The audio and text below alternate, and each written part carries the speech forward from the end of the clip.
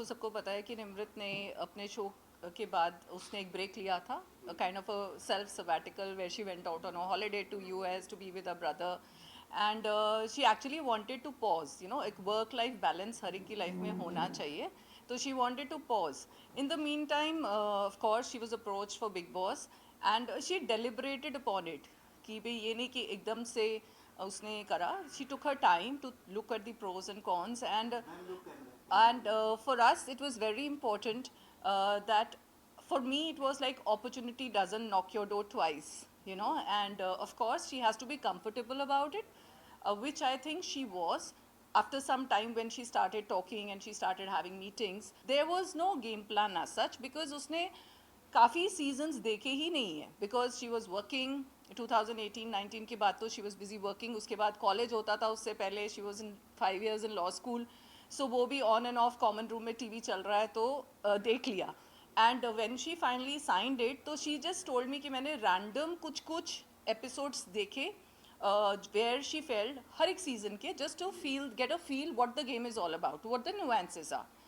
And we never discussed what is a plan of action because she said मैं वो कुछ सोच के जाना ही नहीं चाहती because I really don't know what is going to come across.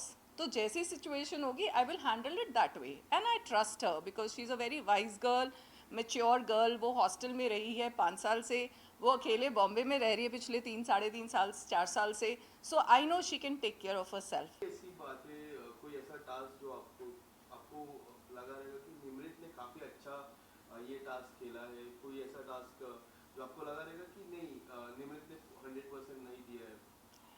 I don't think so. मुझे कोई ऐसा टास्क लगा ही नहीं कि उसने 100% नहीं दिया because she is a fighter. Like मुझे उसको उसको देख के उसके कॉलेज डेज याद आ रहे हैं. सो इंटायर स्कूलिंग कॉलेज में वो इतनी एक्स्ट्रा करिकुलर एक्टिविटीज़ में पार्टिसिपेट करती थी, वेदर इट इज़ बास्केटबॉल और वेदर इट इज़ एथलेटिक्स. वो थोड़ी टॉल थी और you know, and she would always be there. और कॉलेज में भी यही था, whether it is debating, declamation, dramatics, वो हर चीज़ को इतने इंथुजियाज्म से पार्टिसिपेट करती है. तो मुझे लगता है कि she gave a best to every task, you know, right from the beginning. जब से उसने वो पकड़ा था सिर पे, you know, I could see she is the winner because for me, मेरे को लगा मेरा बच्चा देखो वहाँ खड़ा है and she is taking it bravely and वो she is a go getter. मतलब उसमें कोई डाउट ही नहीं है कि मुझे लगता है कि वो कोई भी टास्क आता है, कुछ भी अपॉर्चुनिटी आती है, उसमें अपना बेस्ट देती है.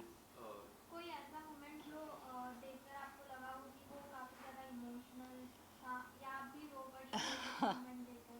So I think we all know that Nimrita has never shied away from speaking about her mental health. और ये बात चैनल को भी पता थी. And before she went inside, इन सबके I think सब candidates के physical mental health checkups होते हैं. And she was quite comfortable जब से मतलब उसने recover किया, and she's been quite comfortable about herself. और मुझे नहीं लगता कि anything should stop you from doing a normal, leading a normal life, right?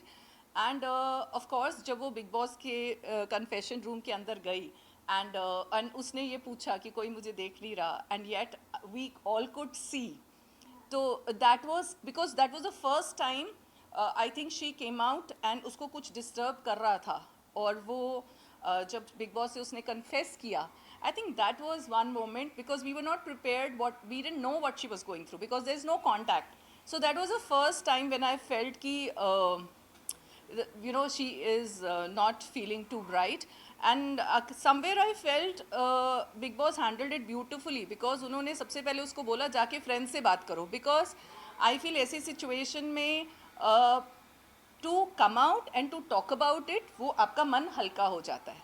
तो अगर वो सब लोग, अगर वो इफ शी क्राइज और she talks it out, she feels better after that. So that particular moment I was you know, little hum log, me and my husband, we became a little emotional, and I think I went out and spoke about it also. I gave out my take on that, but other than that I think she's handling herself beautifully. But mental health को लेके शालीन ने काफ़ी सारी बातें की जो काफ़ी unfair था, जिसमें सोशल मीडिया पे काफ़ी चर्चा हुई उस चीज़ को लेके, और बिग बॉस के घर पे भी चर्चा हुई. मैम, मैं आपसे जानना चाहूँगा कि इस तरह की बातें कितनी अनफेयर हो जाती है किसी की भी मेंटल हेल्थ इशू को लेके? देखिए, I don't want to comment on कल क्या हुआ. ये interview is not related to that at all, because मुझे नहीं मालूम पूरी सिचुएशन क्या थी. मुझे नहीं मालूम कि कौन ठीक है कौन गलत है, और मैं कुछ कमेंट भी नहीं करना चाहूँगी इस बात पे. But definitely all I want to say is we need to normalize mental health issues. Nobody is seeking sympathy over there, and it is empathy which one is looking for. और मुझे जो घर के अंदर हुआ उस सिचुएशन से इतनी मुझे लगता है मुझे नहीं इफेक्ट हुआ, बिकॉज जब उसको कुछ ऐसा होता है तो मैं लाइव फीड चेक करती हूँ, या मैं उसी शो में उसी एपिसोड में they showed that she was fine. तो that gives me the strength कि नहीं, शी इज़ हैंडल्ड इट. उस टाइम पे मोमेंट्री जो हुआ, but she is fine now. But definitely जब बाहर के लोगों के रिएक्शंस देखते हैं तो वो थोड़ा सैडनिंग लगता है. जब लोग बोलते हैं कि वो गेम के लिए कर रही है, शी इज सीकिंग सिंपैथी, या अगर उसको पता था वो अंदर क्यों गई, you know. So I that upsets me a bit, because I feel इतनी हम प्रोग्रेसिव कंट्री हैं, yet we are not normalising it. आप देखिए, कोविड के बाद मैं भी एक स्कूल में हूँ और इतने सारे बच्चों उस चीज़ से सफ़र कर रहे हैं. All they are looking for is compassion. कोई सिंपैथी नहीं सीख कर रहा और कोई जीना नहीं छोड़ देता. तो जब निमृत को ये प्रॉब्लम हुई थी, वो भी बोल सकती थी मैंने ब्रेक लिया. शी कन्विंस्ड मी कि mama I need to come out, because what I went through I just want to voice it, so that other people probably have the courage to voice it.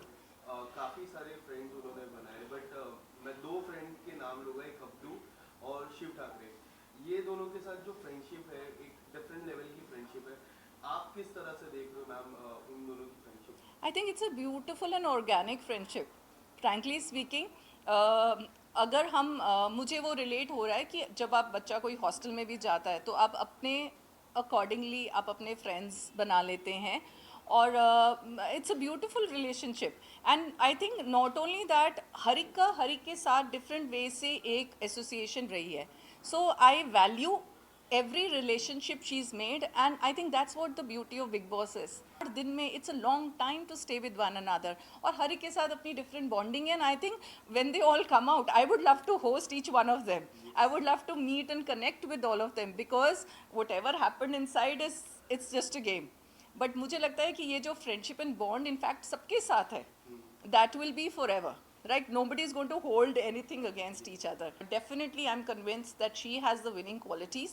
She's a balanced person.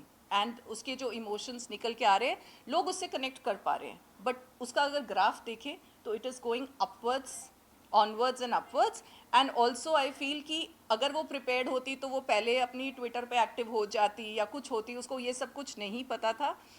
She's been a very silent on Twitter. It's only आप later on देखिए कि कैसे लोग जुड़ गए हैं, कैसे उसके फैंस जुड़े हुए हैं उसके साथ, कैसे लोग उसको लाइक कर रहे हैं, अप्रिशिएट कर रहे हैं. तो मेरे लिए जो उसका ग्राफ है, इट्स फिनोमिनल. बिकॉज अगर वो प्लान करके गई होती तो वो ये सब चीज़ें पहले केटर करके गई होती. तो she did not, neither were I prepared. I join Twitter only for this.